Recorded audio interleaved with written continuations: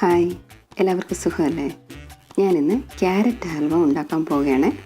Carrot halwa ഉണ്ടാക്കുന്ന ഒരു video ഞാൻ ഇതിന് മുൻപ് ഇട്ടിട്ടുണ്ടായിരുന്നു. അന്ന് ഞാൻ കോവ ഉപയോഗിച്ചാണ് ക്യാരറ്റ് ഹൽവ ഉണ്ടാക്കി കാണിച്ചത്. അപ്പോൾ ഇന്ന് ഞാൻ പാൽപ്പൊടി ഉപയോഗിച്ചാണ് ഈ ക്യാരറ്റ് ഹൽവ ഉണ്ടാക്കാൻ പോകുന്നത്. ഞാനിവിടെ ക്യാരറ്റ് നന്നായിട്ട് ക്ലീൻ ചെയ്തതിന് ശേഷം ഗ്രേറ്റ് ചെയ്ത് വെച്ചിട്ടുണ്ട്. ഇനി ഇതിന് എന്തൊക്കെയാണ് ആവശ്യമെന്ന് നമുക്ക് നോക്കാം. ക്യാരറ്റ് 250 ഗ്രാം ഗ്രേറ്റ് ചെയ്തത്, നെയ്യ് 4 ടേബിൾ സ്പൂൺ, പാൽപ്പൊടി 50 ഗ്രാം,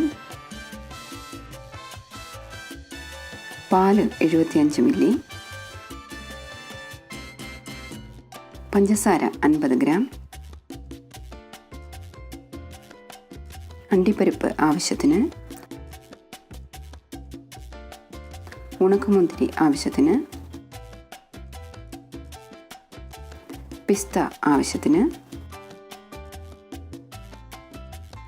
ബാദാം ആവശ്യത്തിന്.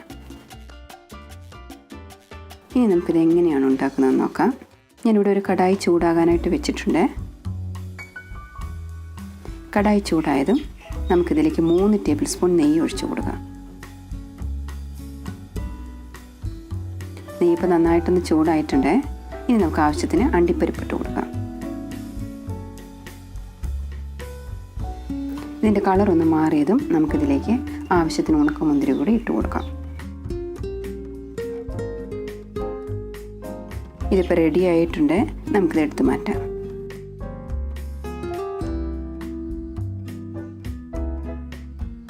ഇപ്പം നമുക്ക് ഈ നെയ്യിലേക്ക് തന്നെ ക്യാരറ്റ് ഇട്ട് കൊടുത്ത് നന്നായിട്ടൊന്ന് മിക്സ് ചെയ്യണം. ക്യാരറ്റിൻ്റെ പച്ച മണം മാറുന്നത് വരെ ഇത് നമുക്ക് നന്നായിട്ടൊന്ന് വഴറ്റണം. ഇനി നമുക്കിത് കുറച്ച് നേരത്തേക്കൊന്ന് അടച്ചു വെച്ച് വേവിക്കാം. തീ കുറച്ചിടണേ, മറക്കരുതേ. ഇപ്പം നമുക്കൊന്ന് തുറന്ന് നോക്കാം. ക്യാരറ്റിലെ വെള്ളത്തിൻ്റെ അംശമൊക്കെ ഒന്ന് കുറഞ്ഞിട്ടുണ്ട്. ഇപ്പം നമുക്കിതിലേക്ക് പാലൊഴിച്ച് കൊടുക്കാം. പാലൊഴിച്ചിട്ട് നന്നായിട്ട് ഇതൊന്ന് ഇളക്കി യോജിപ്പിക്കണേ. വീണ്ടും നമുക്കിത് കുറച്ച് നേരത്തേക്ക് കൂടി ഒന്ന് അടച്ചു വെച്ച് വേവിക്കാം. ഇപ്പം നമുക്കൊന്ന് തുറന്ന് നോക്കാം. ക്യാരറ്റിൻ്റെ പച്ച മണമൊക്കെ മാറിയിട്ടുണ്ട്. ക്യാരറ്റ് നന്നായിട്ട് വെന്തിട്ടുണ്ട്.